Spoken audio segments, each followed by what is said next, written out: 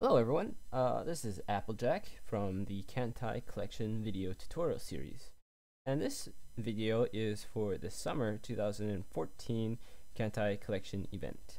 Now, as of yesterday, about 24 hours ago, the summer 2014 event started for Kantai Collection, and you'll notice this little button here when you go to Sortie. This is the event button, and you might be wondering why you should do the event. What's there in store for me? Well, events are kind of just like temporary levels that the devs add time to time, where you can get some unique stuff, or stuff that's usually hard to craft, or stuff that's better that the hard to craft stuff is, that you could get for completing these levels. And they're only around like a couple times a year, so it's really beneficial to do it. It's just like, it's new content.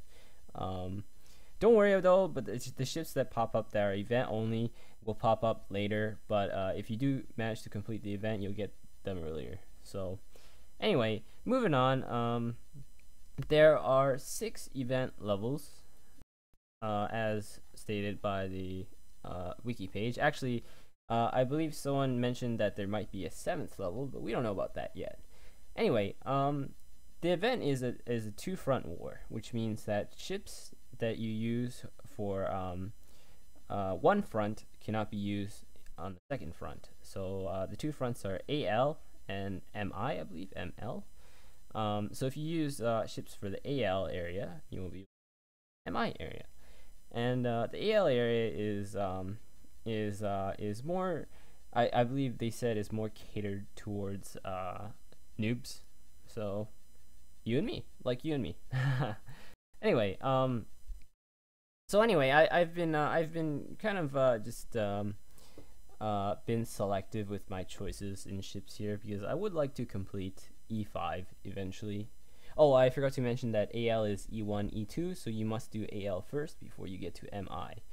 I currently haven't finished E1 yet, but I'm working on it.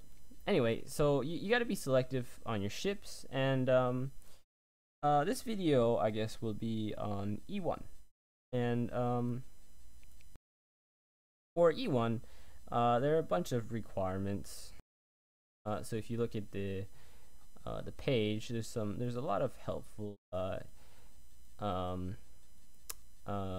information that you should read before you actually do the event. And if you've already done the event and sent your best ships on E1 or E2, you should know that you won't be able to use them on E3 and onwards, but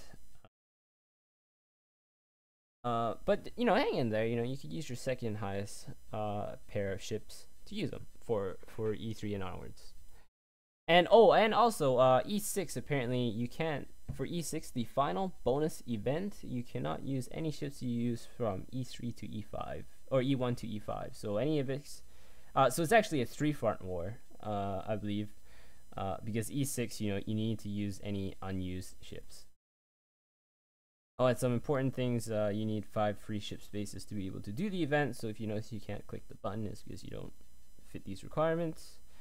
And it says low-level admirals, TTK admirals, will encounter easier enemies but need more number of times to sink the bosses. What they mean is the events are kind of like 1.5 and 2.5.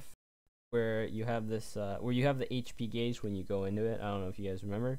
It resets once a month, but this HP gauge, every time you kill the boss, it will maybe go down a bit, and you need to get all the way to 0, and then you need to kill the boss one last time to get the reward from the event and unlock the next level. I'm not sure if you need to. Well, you kind of need to go in order to clear them anyway. So as you can see, mine is actually just full because I haven't actually reached the boss yet. Now moving on, we were talking about summer event, right? So in this page you can see the bunch of new stuff that's been added: new ships, new equipments, new enemy vessels, new enemy equipment, and then information on the levels. And you'll notice that only the first one is filled in. That's because it's only the event has only been released for 1 day, but I'm sure, you know, by the time you see this video, there'll be more information on this page. So E2 is currently not filled in, but E1 is relatively filled in. So what E1 requires is, I believe, 2 light carriers and no more than 2 fast battleships, no more than 1 slow battleship. So they're kind of unsure on these rules, but I'm sure when you read them, it'll be more sure. Personally, I've been experimenting with my fleet. This one I have a little confidence in. Hopefully, we'll be able to get to the boss node, maybe, or before the boss node. Also, it requires line of sight to reach the boss. I don't know if I've mentioned that in other videos, but if you want to see your current line of sight in your fleet, you just look to the bottom here, LOS, and basically, apparently it scales with your HQ level. So I don't know exactly how much I need, but if this is not enough, I guess you can get more line of sight by switching some ships. I believe faster ships have more line of sight. So if I were to put a destroyer here, the destroyer would have, oh, it actually has less line of sight. That's weird. So I believe, no, it has to do something with aircraft carriers and aircraft to have more line of sight. So if I want more line of sight, I guess I could swap out these for more planes. And interestingly enough, it gave me 1 more line of sight. So I think I'm just gonna put the radar back in, because radar helps the ship hit stuff. So yeah, aircraft helps you get more line of sight. So anyway, moving on, we're gonna do the first event mission, because it would be boring if I didn't. This is basically the warning on Two Front War, I believe. This is to start the event, and I cannot start it because I don't have 5 free ship girl spaces. So let's just modernize one of these girls.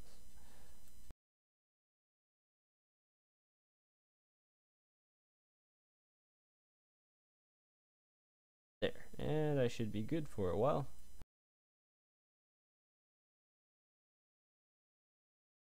So yeah, you will burn through a lot of buckets, a lot of resources, especially a lot of bauxite throughout this event, but I highly recommend at least trying to clear E1 and E2, because the event rewards are very unique. You know, you can't, they're just like once in a while things, once in a while that you can get things, you know, and it's really worth it to clear these events. And if you feel confident enough, you know, maybe you can attempt E3 to E5. My personal goal is to get to E5. I don't think I'll make it there, but you know, you gotta aim high, right? So let's get started with this event.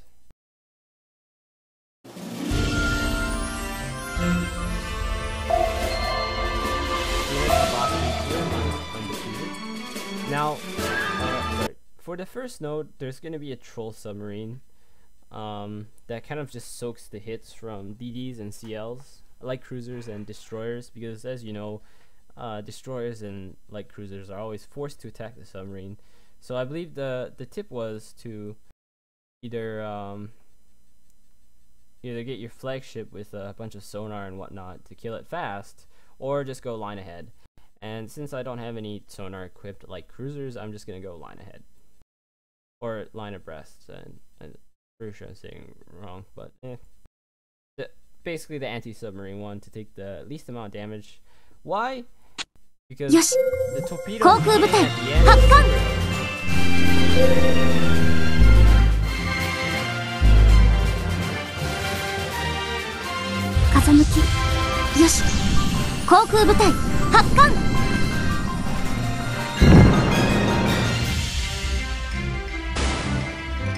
This torpedo I'm talking about. If it hits Juno or one of my carriers, it'll straight to red. Fire! 甘い甘い。マヤ様の攻撃食らえ。古高見てくれてた？こここで全力で叩くのさ。やるときはやるのです。これは演習ではなくて実戦よ。ここで全力で叩くのさ。いっけー、ぶっ飛ばす。ぶっ殺さ。 Oh, and I forgot to mention that I believe ship level affects line of sight as well, so I will probably have to raise my, or put some higher level ships in here so I can reach the boss. But a friendly tip to reminder is don't go night battles. And you really don't need to clear anything. You just want to make it to the boss, do as much damage to him as possible, and rinse and repeat, you know? 私の活躍見てくれたの？もっと頑張るから。So remember, this is to leave, this is to continue. You want to continue if none of your ships are in critical conditions. Pay attention to the screen before, because this one is not updated.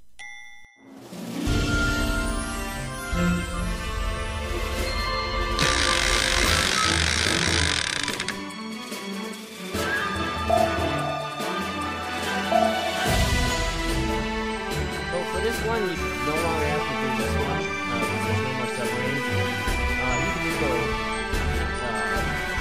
ahead or double line.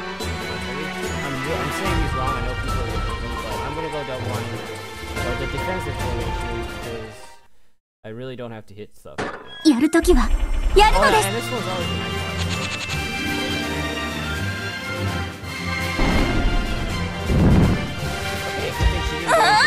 こんな格好嫌だ。ウルタか見てくれてた？ Okay, so Kakko この変態野郎が we're going to have to pull out. ぶっ殺されてえか？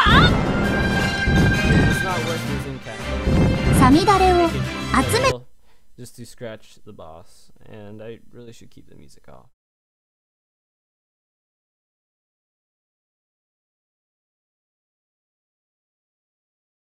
Junio's red too, so make sure whenever any of your ships are red, make sure to pull out, because you will lose them if you continue.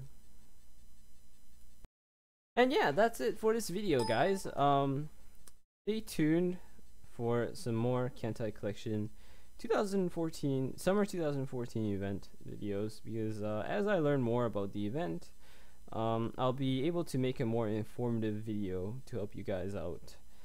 And yeah, and share with your friends, you know, that play Kantai Collection if they need some help, you know. Yeah. Oh, and I forgot to add, apparently there is a promotion going on with DMM points on the forums. I'll post a link to this and the wiki, obviously, in the video description.